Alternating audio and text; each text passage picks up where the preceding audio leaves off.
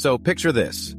You're happily browsing away on your computer and suddenly disaster strikes.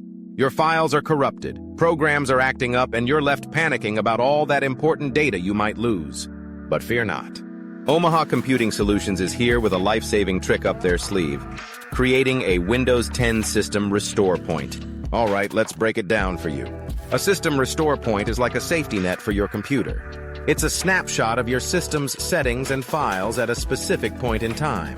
So if things go haywire later on, you can roll back to that restore point and undo any recent changes that might have caused the issues. Now here's how Omaha Computing Solutions explains doing this magic trick on Windows 10. Step 1. Click on the Start menu and type Create a Restore Point in the search bar. Hit Enter. Step 2. In the System Properties window that pops up, go to the System Protection tab. Step 3. Select the drive you want to create a restore point for, usually the C drive, and click on the Create button. Step 4. Give your restore point a descriptive name so you can easily identify it later, and hit Create. Step 5. Let Windows work its magic and create your restore point.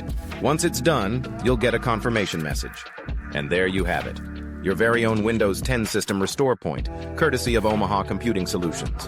Remember, it's always a good idea to create restore points regularly, especially before making any major changes to your system, like installing new software or updates.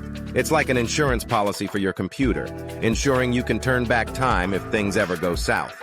So next time you're faced with a computer catastrophe, take a deep breath, summon your inner tech wizard, and roll back to a safer time with your trusty system restore point. Thanks to Omaha Computing Solutions, you're now armed with this powerful tool to keep your digital world running smoothly. Happy computing!